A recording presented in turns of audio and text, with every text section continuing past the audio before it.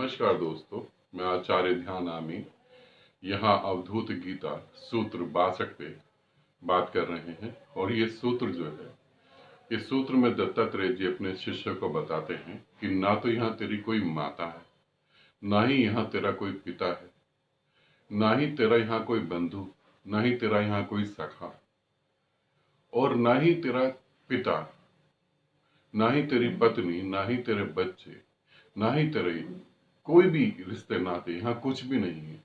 फिर तेरे मन में ये संताप, ये दुख क्यों है?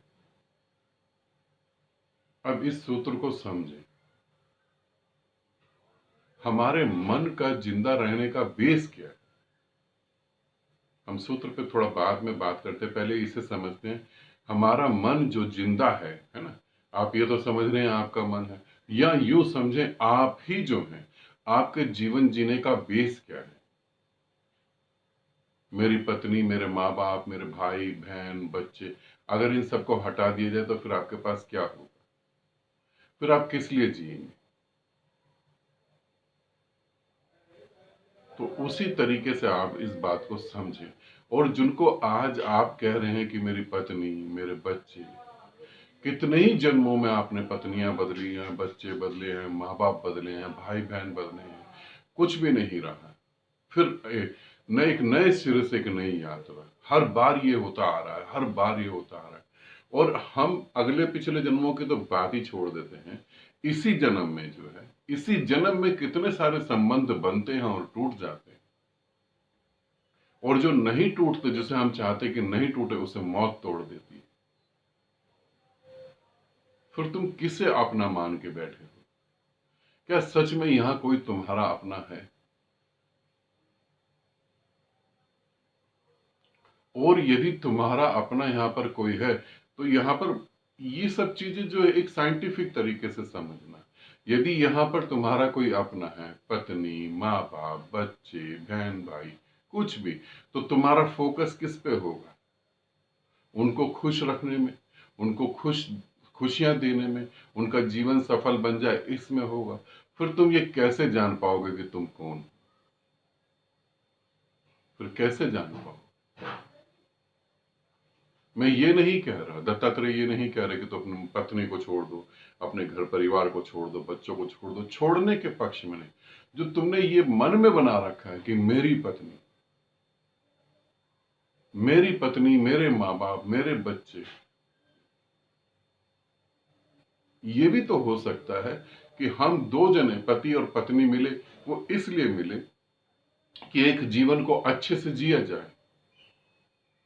अक्सर जब हम मिलते हैं तो हम एक जीवन को अच्छे से जीने के लिए और प्रयास कर रहे हैं और किसी का साथ चाहते हैं।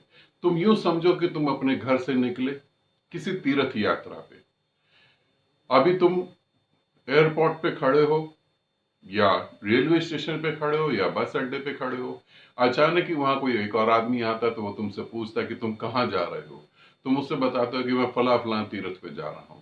वो कहता, अरे मैं भी तो वहीं जा रहा हूं, चलो अच्छा हुआ हम मिल गए।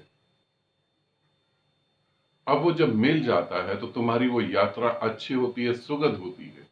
तुम एक दूसरे के साथ खाना शेयर करते हो, बातें शेयर करते हो, एक दूसरे को समझते हो। और मगर फिर यहां पर क्या होता है? यहां पर वो अधिकार नहीं होता। मेरा दोस्त, तुम्हें पता है तीर्थ यात्रा पे पहुंचेंगे, फिर वो कहां और हम कहां। ऐसे ही तुम जन्म लेते हो, फिर तुम इस मेरे के चक्कर में इतनी बुरी तरह पड़ जाते हो। फिर जब तुम ध्यान साधना भी करते हो तो भी तुम्हारे अंदर एक दुख और एक पीड़ा होती है कि मेरी पत्नी को कुछ ना हो जाए, मेरे पति को कुछ ना हो जाए, मेरे बच्चों को कुछ ना हो जाए, मेरा पति नाराज ना हो जाए, मेरे घर वाले मेरी हंसी उड़ा रहे हैं तो मैं ध्यान साधना छोड़ दूं। तो फिर कैसे तुम अपने भीतर बैठे हुए उस मैं को जान पाओगे? फिर जानना बहुत मुश्किल है। और ये समझो कि यहां सच में कोई किसी का भी नहीं। तुम जब कहते हो मेरा मेरा, ये मेरा है, ये मेरा है, ये मेरा, और मैं इसके लिए जान दे दूंगा, क्या तुम्हारी चिता के साथ कोई जलेगा? तुम्हारी चिता भी नहीं जल पाएगी, लोगों की चिता भी नहीं जल पाती, और उसके चाहने वाले मुंह मोड़ के घर की तरफ आ जाते हैं। और जब वो घर की तरफ चल रहे होते हैं तो उन्हें यही होता है कैसे उनको पानी देना है, चाय देनी है, जो मेहमान आए हुए हैं कैसे उनको बातें करनी है। शायद ही जो तुम्हारे हृदय के करीब होगा रास्ते में वही तुम्हारी बातें सोच रहा होगा, बाकी तो कोई भी नहीं सोचता, सब भूल जाते हैं। फिर किस में तुम पड़े हो और किस बंधन में तुम पड़े हो और किसको कह के और ये किसको तुम सोच के संताप में जी रहे हो, दुख में जी रहे हो। दुख क्यों पैदा हो रहा है? क्या जहां तुम कह रहे हो मेरी पत्नी, तुम्हें ये नहीं दिखाई दे रहा कि तुम्हारे से बहती हुई ऊर्जा का ये वो रूप है? तुम्हारी पत्नी, अगर तुम ये हटा दो कि मेरी पत्नी, तो तुम देखो तुमसे जो बह रहा वो वही है, उससे जो बह रहा वो वही है। बहुत बड़ी गलतफहमी पैदा हो जाती है जब हम किसी दूसरे से जुड़ते हैं और हम ये कहते हैं कि ये मेरे सपने सच करने के लिए पैदा हुआ है। इसे समझना, हम सब लोगों की मानसिकता क्या है। मेरी पत्नी अर्थात मेरे सपने सच करने के लिए यहां आई है। मेरा पति मतलब मेरे सपने सच करने के लिए ये आदमी इस पृथ्वी पर आया है। मेरे बच्चे, मेरे माँ बाप मेरी जरूरतें पूरी करने के लिए ही बने हुए हैं। और यहां मजेदार बात है, हम सब अपने अधूरे सपने जीने के लिए पैदा होते हैं।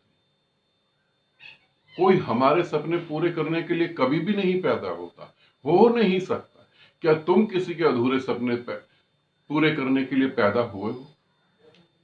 क्या तुम्हारा लक्ष्य ये था कि तुम किसी के अधूरे सपने पूरे करो इसीलिए तुम पैदा हुए, या तुम्हारा ये लक्ष्य था कि उस निराकार में तुम वापस लीन हो जाओ?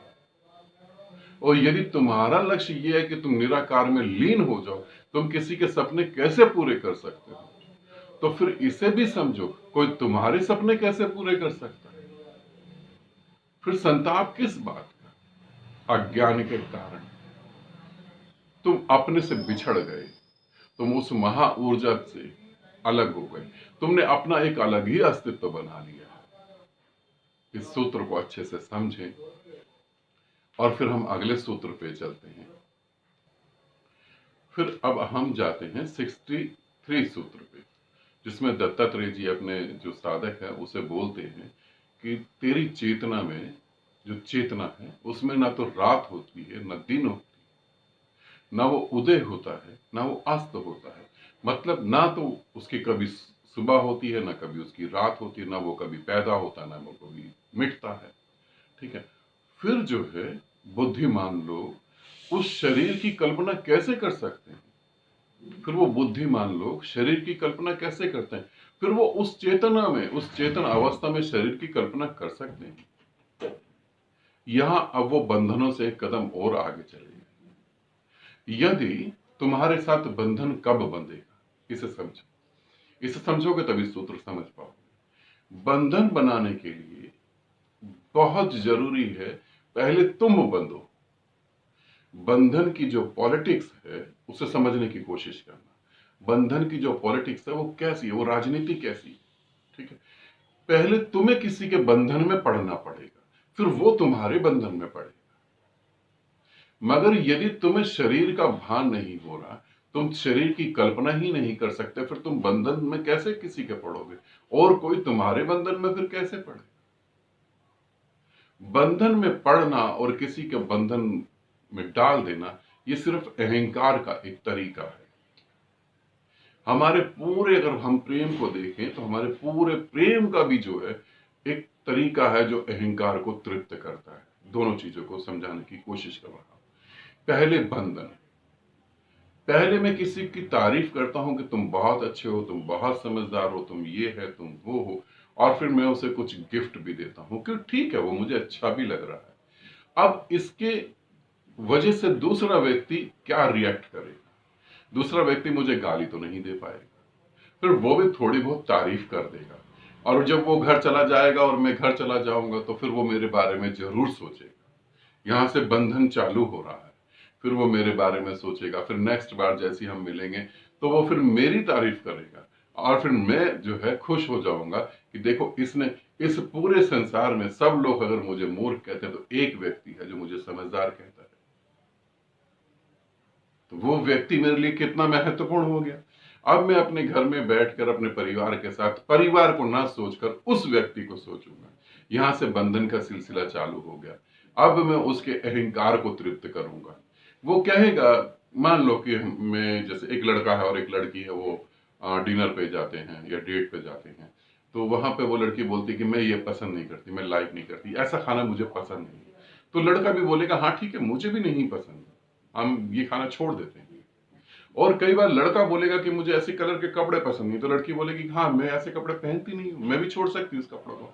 अब हम जो है एक दूसरे के अहंकार की तृप्ति कर रहे हैं, और इसको हम प्रेम कहते हैं। जब कोई ये कहता है कि मैं तुम्हारे बिना नहीं जी सकता, तुम्हारे बिना नहीं जी सकती, इसको हम प्रेम कहते हैं, जबकि ये सब कुछ अपोजिट है। इस तरीके से बंधन कब होता है? जब हम किसी को बांधने के लिए उसके पहले हम बंध जाते हैं। और हम कब बंधते हैं? जब हमें पता होता है कि ये हमारा शरीर शरीर है, और इसको ऐसी जो बातें जब वो सुनेगा, ऐसी बातें जब ये कान से सुनता है, आंख से देखता है, तो मन तृप्त होता है, अहंकार तृप्त होता है। और मन क्या है? मन सिर्फ एक कल्पना है और कुछ भी नहीं। तो फिर वो दत्तात्रेय जी कहते हैं कि कैसे तुम जो है बुद्धिमान लोग कैसे उस निराकार चेतना में शरीर को महसूस कर सकते हैं। यहां ये भी समझ लेंगे कि यदि गुरु तुम्हारे साथ जुड़ा है और वो उस परम चेतना के साथ एक हो रखा है, तो वो कभी भी तुम्हें अपने बंधन में नहीं डालेगा, वो कभी भी नहीं डालेगा। यदि तुम कहोगे कि तुम ऐसे हो वैसे हो, हमें तुम्हें प्रेम हो गया, ये हो गया वो, तब भी वो तुम्हें कहेगा तुम अपने भीतर डूबो, तुम अपने भीतर डूबो। वो तुम्हें बार बार कहेगा तुम परमात्मा हो, तुम परम शून्य में जाओ, तुम परम गति में जाओ, तुम मुझे प्रेम करते हो, तुम स्वयं को प्रेम करो। और जब तब भी नहीं तुम समझोगे, तो फिर वो दूसरी तरफ से समझाएगा, फिर वो कहेगा मेरे को प्रेम करते हो, लो मेरे में ही डूब जाओ। अब वो दोनों मार्गों पे तुम्हें 100% उतारना चाहता है। पहले तो वो तुम्हें धक्का दे देगा ताकि तुम अपने पांव पे खड़े हो जाओ। फिर तुम कहते हो नहीं मैं अपने पांव पे नहीं खड़ा होता, मैं तो तुम्हारे पांव पे खड़ा हूंगा। फिर गुरु कहता है फिर पूर्णता तुम मेरे पांव पे खड़े हो जाओ। मगर वहां भी तुम पूर्णता नहीं उतरते, और जहां गुरु धक्का तुम्हें दे रहा है तुम्हारे ऊपर, वहां भी तुम पूर्णता नहीं उतरते। ये बहुत बड़ा दुर्भाग्य है। क्यों दुर्भाग्य है? क्योंकि मन कभी भी 100% कोई काम नहीं करता।